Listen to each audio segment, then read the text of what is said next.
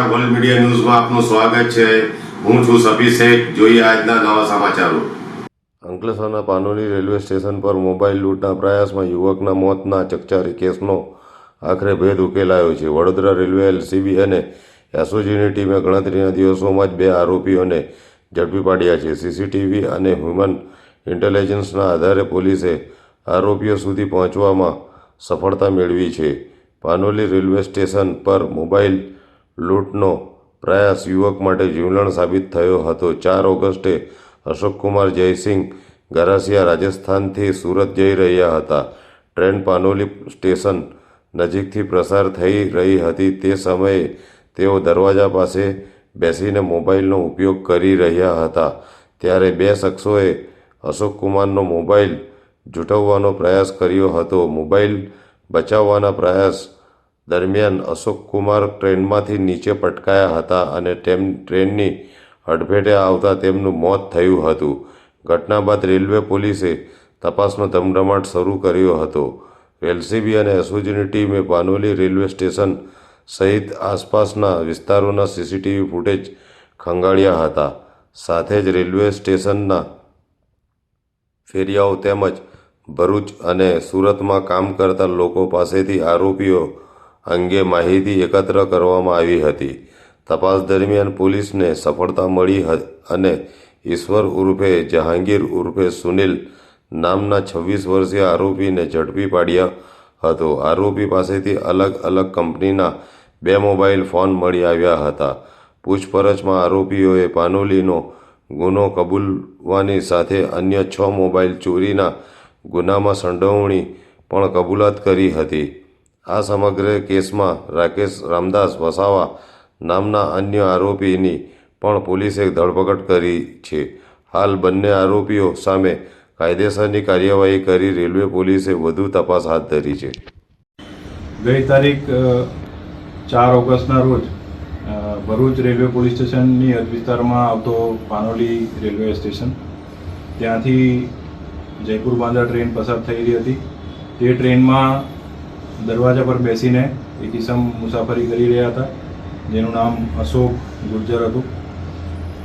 તે દરવાજામાં બેસીને મોબાઈલ વાપરતા હતા અને પ્લેટફોર્મ ઉપર એક ઈસમ એના હાથ ઉપર હાથ મારીને મોબાઈલ પાડવાનો પ્રયત્ન કરે છે અને મોબાઈલ પાડી દે છે।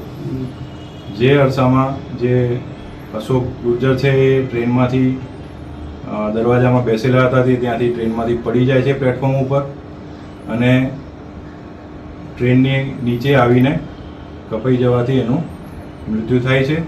જે બાબતની જાણ ભરૂચ રેલવે પોલીસને તેમજ અમને બધાને થતાં આ કામે ફરિયાદીના જે મરણ જનાર છે એના સંબંધીઓની શોધખોળ કરી એમનો સંપર્ક કરી એમની ફરિયાદ લઈને ભરૂચ રેલવે પોલીસ સ્ટેશનમાં અજાણ્યા આરોપીઓ વિરુદ્ધ બીએનએસની કલમ 105 મુજબ ગુનો નોંધવામાં આવેલ।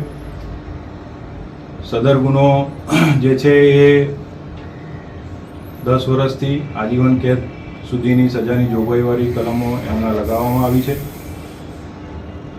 અને તમામ ઉપરી અધિકારીઓની સૂચનાથી પશ્ચિમ રેલવે વડોદરા યુનિટના એલસીબી એસઓજી તેમજ ભરૂચ પોલીસ સ્ટેશનની કર્મચારીઓની અલગ અલગ ટીમો બનાવીને અજાણ્યા જે ઈસમો છે એમની શોધખોળ કરવામાં આવી અને પાનોલી રેલવે સ્ટેશનના તેમજ બહારના વિસ્તારના બધા સીસીટીવી કેમેરાને બધું ચેક કરતા તેમજ હ્યુમન ઇન્ટેલિજન્સથી બધી ખાતરી તપાસ કરતા જણાવી આવેલ કે આજે આરોપી છે તે ટોટલ એ લોકો 3 જણા હતા અને 3 જણા સવારમાં પ્લેટફોર્મ ઉપર આવેલા હતા અને તેઓએ આ મોબાઈલ કોઈપણ પેસેન્જર આવી ધીમી ટ્રેન જતી હોય એમાંથી પેસેન્જરનો મોબાઈલ પાડીને પોતાનો ખર્ચો કાં તો ગુજરાન ચલાવવા માટેને એ લોકોએ અંદર ચર્ચા કરીને નક્કી કરેલું હતું। જે આરોપીઓ છે એમના સીસીટીવી ફૂટેજ પરથી એમની ઓળખ કરવા માટે થઈને અલગ અલગ દિશાઓમાં તેમજ સમગ્ર સુરત ડિવિઝનમાં વડોદરા ડિવિઝનમાં રતલામ દાહોદ સુધી અને આ બાજુ તમારે નંદુરબાર વ્યારા સુધી તેમજ વાપી સુધી જેટલા પણ ટ્રેનમાં ફરતા ફેરિયાઓ છે તેમજ જે અન્ય પ્લેટફોર્મ ઉપર જે વેન્ડર્સ છે એ બધાની પૂછપરછ કરીને તેમજ અન્ય જે ડેલી મુસાફરો છે એમની પૂછપરછ કરીને આ આરોપીની ઓળખ કરવામાં આવી, જેમાં જે મુખ્ય આરોપી જે છે તે નામે ઈશ્વર છે, એની ઉપર એની ઓળખ થયેલ છે.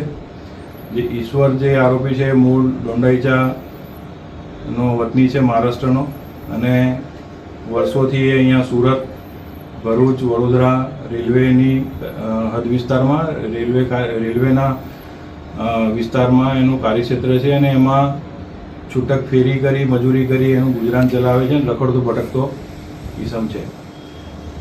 આ આરોપીની ઓળખ થયા પછી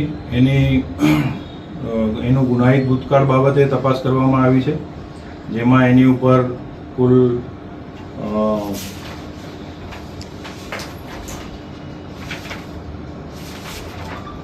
ગુના ભૂતકાળમાં નોંધાયેલા છે.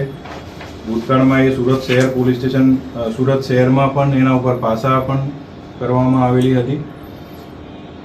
નંદુરબારમાં એક ગુનામાં મોબાઈલ ચોરીના ગુનામાં તે હાલમાં વોન્ટેડ પણ છે અને એલસીબી અને એસઓજીની ટીમે એને ગણતરીના દિવસોમાં એ ગુના બન્યા પછી 3-4 દિવસમાં જ અમે એને શોધી કાઢી પકડી લીધેલ છે.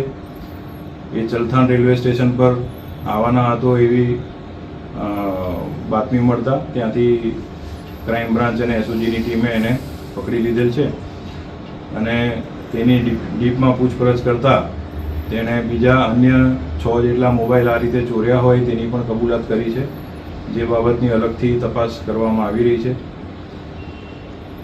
આ જે ફૂટેજ છે એની અંદર પછી વધુ તપાસ કરતા આ લોકો જે 3 આરોપીઓ છે એ પૈકી બીજો આરોપી પણ મળી આવેલ છે. રાકેશ યાદવ નામ છે, એમ વસાવા છે એનું નામ, અને એ રાકેશ વસાવાને પણ ભરૂચ પોલીસે પકડીને એને પણ અટક કરવામાં આવેલ છે. તેમજ આ જે મુખ્ય આરોપી ઈશ્વર છે એને પણ ગુનાના કામે એરેસ્ટ કરવામાં આવેલ છે અને વધુ તપાસ કરીને એમના રિમાન્ડ લઈને આગળની કાર્યવાહી કરવામાં